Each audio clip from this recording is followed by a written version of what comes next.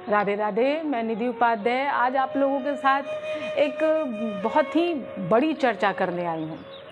हम महिलाएं ज़्यादातर अपना समय काफ़ी काम करते करते बिताते हैं, काफ़ी उलझन भी होता है, कई बार हमें गुस्सा भी होता है, कभी कभी हम लोग खींचते भी हैं क्योंकि हमारे अभी के लाइफ में इतनी सारी जो जिम्मेदारियां हैं वो कहीं ना कहीं महिलाओं पर ज़्यादा टिक जाती हैं।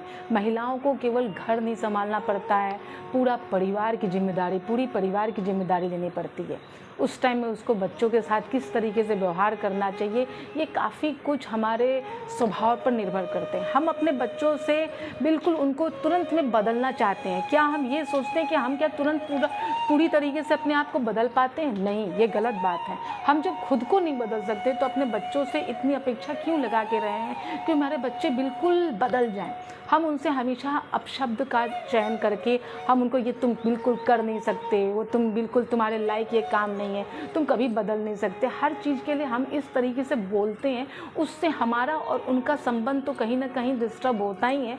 बच्चों की बुद्धि पर उसका काफ़ी असर पड़ता है। उसका चंद्रमा कहीं ना, आप कठोर वाणी का प्रयोग कर रहे हैं, आप उसकी चंद्रमा को खराब कर रहे हैं, उसकी सोच समझ उसके विकास को कहीं ना कहीं अवरोध उत्पन्न कर रहे हैं। आप उसकी माँ हैं, आप उसके शौक़ों को, यानी जो चंद्रमा होता है उसके शौक़ हैं, उसमें क्रिएटिविटी है, उसको आपको बढ़ाना होगा। आप उसको, अगर उसके लिए आप नाराज़गी, ठीक है कुछ टाइम तक आप मौन भी रह सकते हैं, लेकिन जब हम लोग कार्य करते रहते हैं तो हमारा गुस्सा चढ़ जाता है। लेकिन कभी कभी उस गुस्से को पीना भी ज़रूरी है, क्योंकि अगर गुस्से को हम ना पिएँ तो हमारे बच्चे पर उसका ख़राब इम्पैक्ट पड़ता है। आज काफ़ी बच्चे इसी के कारण, घर के जो कलह कलेश है, डिप्रेशन है, इसके वजह से सुसाइड कर रहे हैं, आत्महत्या करने को विवश हो रहे हैं। छोटे छोटे बच्चे जो 14 साल 15 साल के हैं, वो नाजुक समय जिसमें वो न बच्चे रहते हैं न बड़े रहते हैं, इस टाइम में उनके बुद्ध को आप अगर मजबूती से पकड़ लें, उनकी सोच को अगर कहीं ना कहीं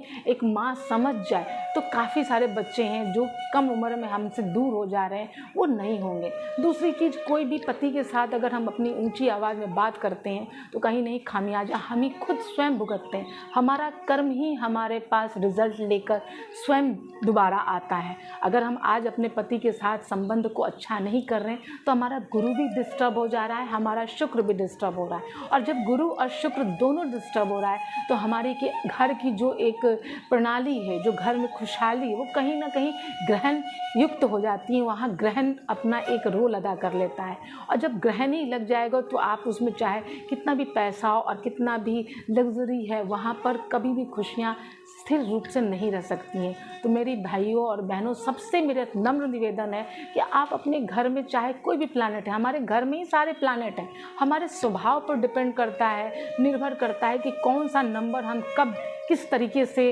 पूरे वेग में उस नंबर को चलाएं। अगर हम एक व्यवहारिकता निभा रहे हैं तो वहाँ शुक्र भी बढ़िया काम करेगा, वहाँ शनि भी बहुत अच्छा काम करेगा, वहाँ शुक्र भी अच्छा काम करेगा, राहु भी काम करेगा, हर प्लैनेट वहाँ एक अच्छे से एक रोल निभाएगा। लेकिन अगर वही हमारे कठोर वाणी हो जाती है तो सारे प्लैनेट्स हमारे विरुद्ध कार्य करेंगे।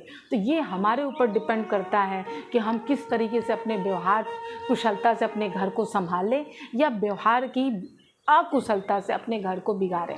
इसलिए मैं पूरी महिलाओं से मेरा एक हाथ जोड़कर नम्र निवेदन है, आप अपने व्यवहार पर एक प्रयोग कीजिए, अपने घर में अच्छे से बातचीत करिए। देखिए, उसको आपको किसी ज्योतिष के पास जाने की ज़रूरत नहीं है, आप अपने आप में ही अपने घर को संभाल लेंगी। आप सबसे बड़ी ज्योतिष खुद बन जाएंगी, स्वयं बन जाएंगी।